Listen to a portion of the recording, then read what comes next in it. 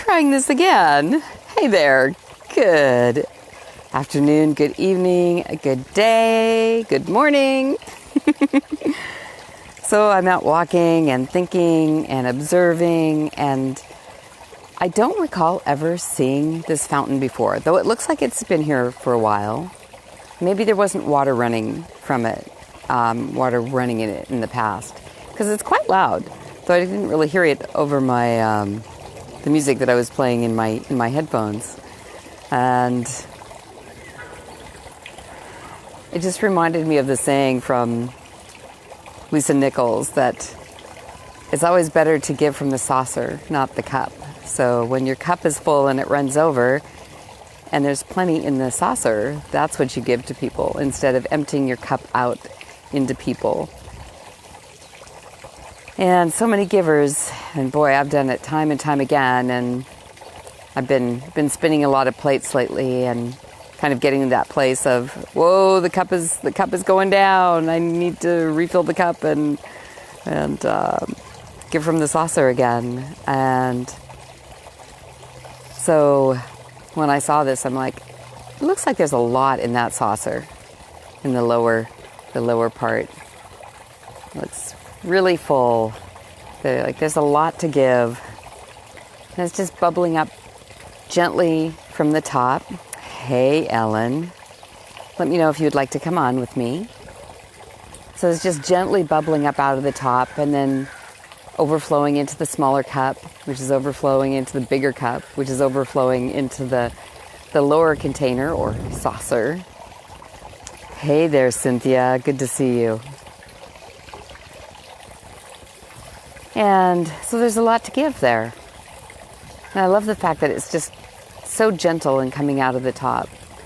Like, so often we think that things have to be big and gigantic and earth-shattering, earth-moving to create impact. And this is just so subtle and so small of a thing. It's gorgeous. Yeah, hi, Cynthia. It's been a while. It's lovely to see you and Ellen here. And Aaron, lovely to see you. Let me know if you'd like to hop on as well. Hi, Kyle. You must be watching from your computer. So yeah, this little oasis that I found on my walk is just gorgeous. Oh, try again. I did see something there, and I didn't get to it quick enough. That would be wonderful to have you join me. I would be very happy to share you. The other thing that's really lovely about this space is it has this fabulous river rock. I'm just loving these colors. I'm looking for some smaller river rock like this for my succulent garden. But they have these gorgeous birds of paradise and this fabulous, well, there you are. I will approve you. Thank you for the like, Kyle. I will approve you and we can take a walk. Yay, adding connecting. And there you are. Hi, Gwen. Hello. How are you? I guess I could. I'm having the same challenge that I'm having every time. That I'm having somebody on Facebook Live. I'm hearing an echo. Oh. And I don't you sound great. And you don't hear. Okay. I don't know if I just have to learn. Go ahead. I was going to say, if anybody else is listening hears an echo, they can let us know. But maybe it's just because, like, you're using the earphones or something. I don't know. I've had it with the headphones as well as without. So it's pretty wild. I got nothing. I'm gonna just learn to talk with my hearing what I'm saying a little behind me. Oh well, all good. I bet somebody knows what it is. Someone will tell you. They can hear that. They can. Because I know when we watch the video, when we're recording it, there is actually a lag.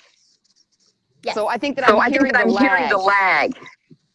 Oh, maybe. As well as what I'm saying. You look fabulous. You look fabulous. Well, thank you. Thank you very much. That's so sweet of you.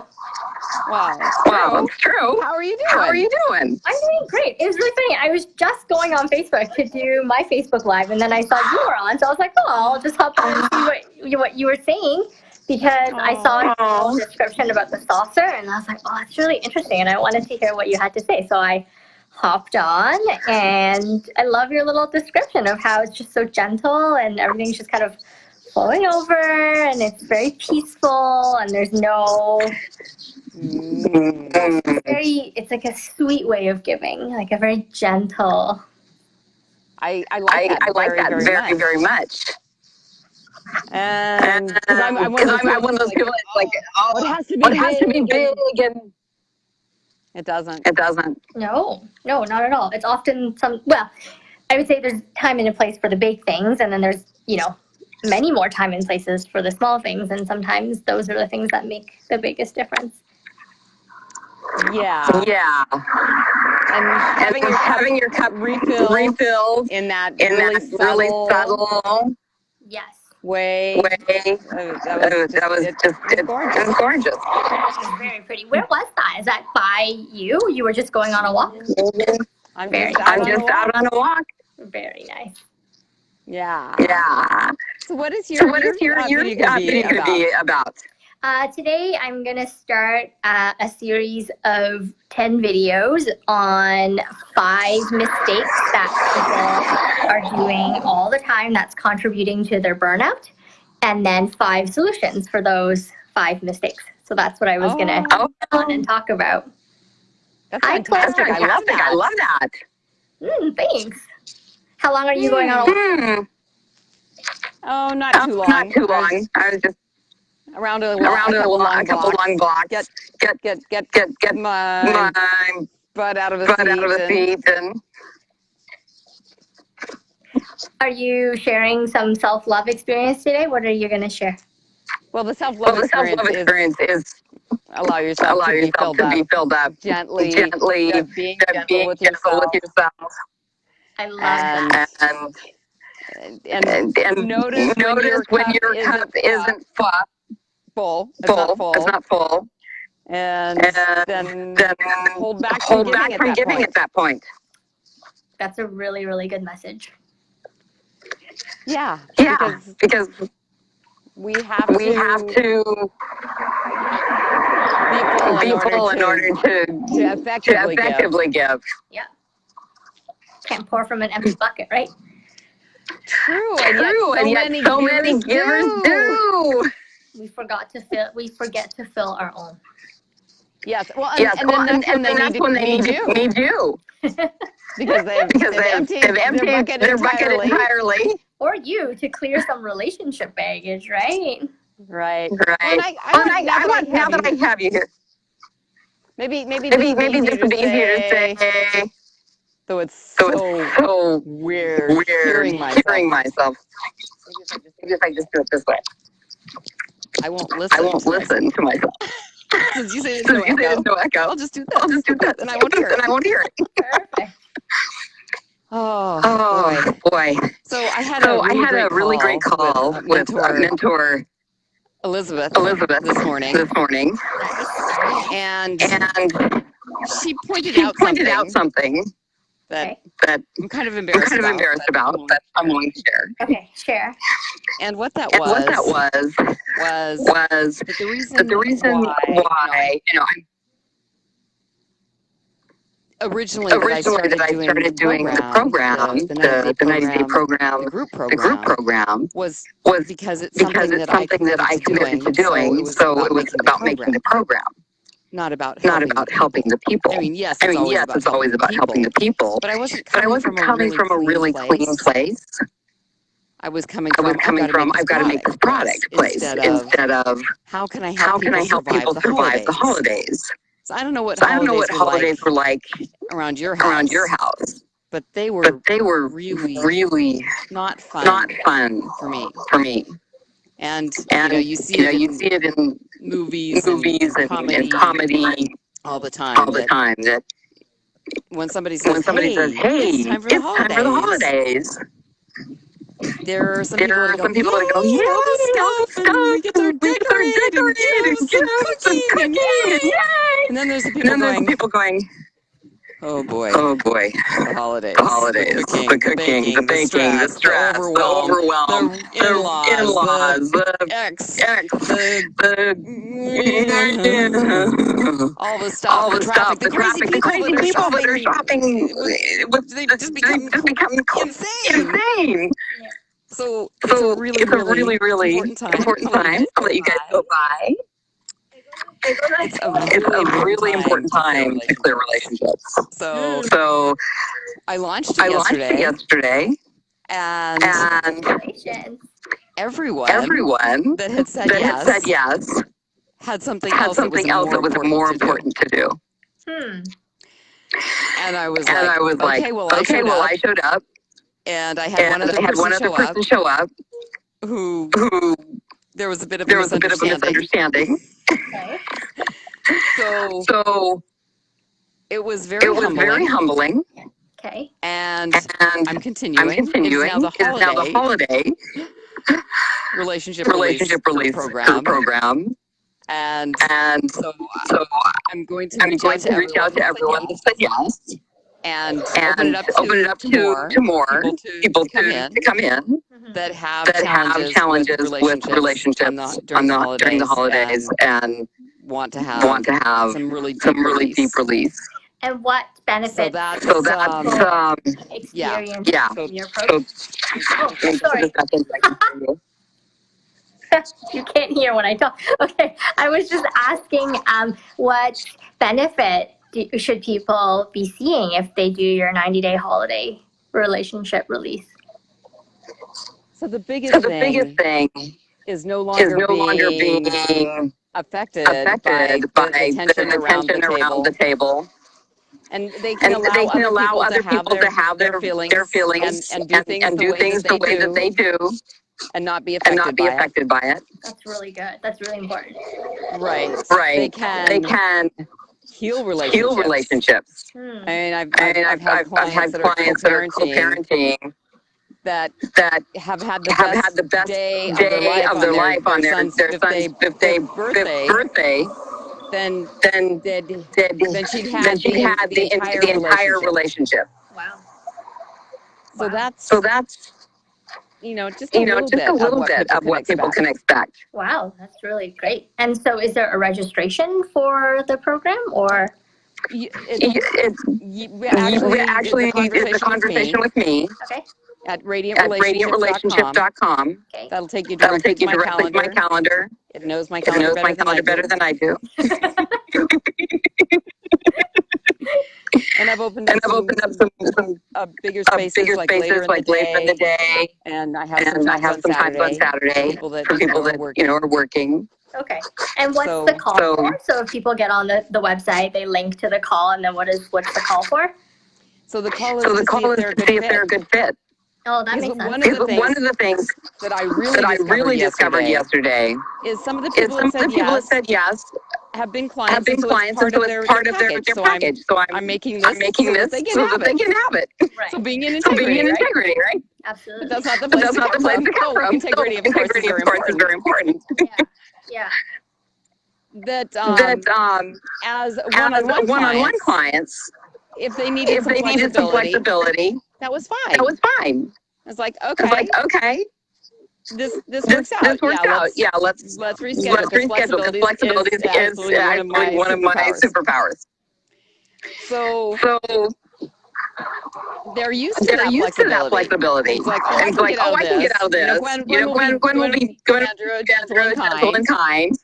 But when you're doing a group program, yeah, you're not just dealing with one person. Absolutely. And everyone that shows up creates the energy and synergy of that particular session. Absolutely. And I've run group programs before.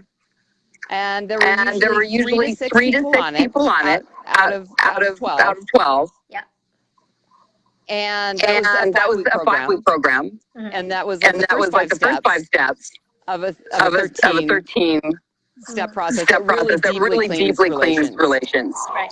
Because you can get a lot of relief from the first 3 pieces that I've done the mini clearings before on Radiant Relationship Revolution. And on my page there on Facebook. But even for myself, I had this amazing relationship with someone that wasn't a fit, and I couldn't move on. Right. And it took all 13 of the steps plus additional. Hang on a second. That was loud. I think I'll move. As well as regular energy hygiene to finally be able to clear him.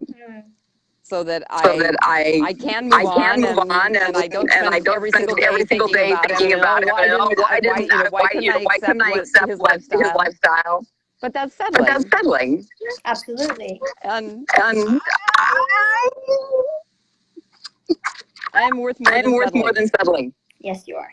Absolutely. Thank you. Do you have any more questions for me? You're a great interviewer, by the way. Thanks. I'm just holding space. You do it so beautifully. Oh, thank you. I was just wondering if you would put the link to your website and the call underneath this video so people can reach out to you and ask more questions. Because I mean, one of the things that you described to me that really resonates is that when you do this energy hygiene, you're creating boundaries for yourself, and that's really important, because one of the things that I talk a lot about is just the fact that having self-boundaries is all about your own self-worth, right? And if people are infringing or whatever that word is, like all over your boundaries, or your boundaries are super malleable and everybody can just push in and out whenever they feel like it really starts to diminish your self-worth, and then you have that relationship baggage that doesn't go away, right? And it affects all of your relationships. And it's not just romantic partner relationships, it's relationships with your family, relationships with your parents, your kids, your loved ones, your friends, and probably most importantly, the relationship you have with yourself. Yes, and I realize I need to do a clearing with my clients. Good one. Really good one. I was at a women's workshop on Saturday. And I did a really brief clearing with just the first 3 steps. Because there was a woman there who was having a living situation that was really uncomfortable. Right.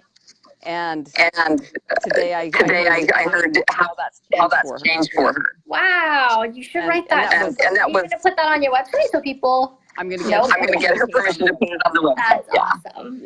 Yeah. Or on Facebook. Most everything is on Facebook. It's time to do more website stuff. So true. Okay, I'm going to hop off, Gwen. It was so good chatting with you. I'm going to go prep and get ready for my Facebook Live, so maybe I'm going to watch yours. I'll see you in a bit, okay? Okay, take care. Bye-bye. Bye-bye. Bye. Ellen was like, how do you love yourself today? How do I love myself today? I'm gonna hang out with my friends. Actually, I'm having friend time because my husband's staying at home with the dog. But I feel like it's good that we have our own separate social lives every once in a while. So I'm actually hanging out with my friends, and we're gonna go watch a basketball game. Fabulous. Great loving. And I have no idea how to get myself off this call. I'm going to take you off. Okay. Bye. All right, everybody. That was really, really amazing. Ellen, wow, what beautiful space she held and helped me work through some things that I probably, that I'd like to admit by myself, but it was so much easier to share it with her. And Cynthia, glad you were there to hold space for that as well. Learning. And I've let a lot of people push my boundaries, and because I'm so flexible. And so when you're holding space for a whole group, you need to have less flexibility because you're not the only person being affected. So today I'm loving myself by acknowledging that I'm human and learning, and that I'm very grateful to live in such a gorgeous place And really, really grateful that the fire that got set just up the coast a little bit, the person that was setting it got caught, and it only burned 5 acres instead of what's happening up north. There's a picture I saw from Malibu that a friend posted earlier that it looks like Armageddon. It's just, my gosh, so scary. And I've several times in my life been within a quarter of a mile of a raging forest fire. My home, actually, within a quarter of a mile, and been okay. But I knew someone who lost everything. That there was, all that was left was a piece of glass. He had a piece of glass on his mantle, and it was melted down into a little blob. And that was all that was left. The fire was that hot, that incinerary. And he rebuilt, and, elsewhere. And so I'm very, very grateful, and sending out enormous prayers and directing a lot of energy for healing and comfort for those that are experiencing the wildfires that aren't forest fires, but they are wildflower fires due to drought. And that it's scary when it's a forest fire, but when it's burning a bunch of forest, and yes, it's animals' homes, which is a bummer. But when it's burning humans' homes and all of that, it is so scary.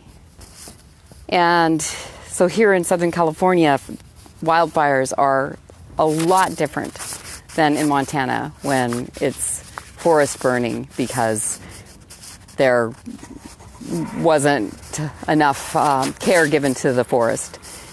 And I grew up on a tree farm, so I know what it takes. This time of year, we would be piling slash or burning slash piles that would have been piling throughout the summer by good woodsmanship of thinning things out, taking out the dead trees, and allowing space for things to grow better.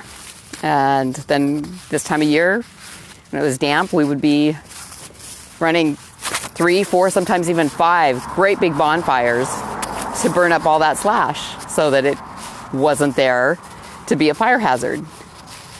So I know about what good forest management looks like. I've done a lot of it. I grew up doing it. Hey Deb, nice to see you. I'm looking forward to meeting you in person. I loved your little shout out to your mentor earlier today. So I'm loving myself by being grateful for a lot of things, and especially that right now where I'm at, the sky is blue, the sun is shining, the temperatures are warm in the day and cool at night, and that there's good neighbors. Hi buddy. Yes, you smell good too. Good neighbors in the neighborhood. DL, awesome to see you. Will I see you in Hawaii, Deb? DL. Oh, it's awesome to see you. You must be on your computer because it doesn't show that I could add you. So I'm just wrapping up. Ellen did a great interview. I shared with her some stuff that, oh darn, well, we will meet. I'm certain that we will.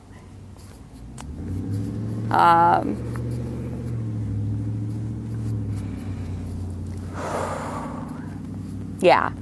So loving myself by being human, admitting it, and loving myself anyway. That unconditional love that I was talking about. I won't be in Toronto. I would love to be in Toronto, but that's, it's too soon. And I have many responsibilities right now, including starting a new program for the holidays, releasing relationship baggage and, relationship release baggage for the holidays so that you can get through the holidays without being totally stressed out. And let's see, anything else? think I'm about done for today. Yeah. So, how are you loving yourself? I hope that you do something today that shows your inner child that you are enough and that fills up your cup, like where I started, that beautiful fountain, that you fill yourself up so that when you're giving from that lower saucer and having a lot to give, because you gently and effortlessly allow yourself to fill from above and below, bubbling up over and filling you with energy, vitality, vivaciousness, vibrancy, and love. Now, you go love yourself. Take care.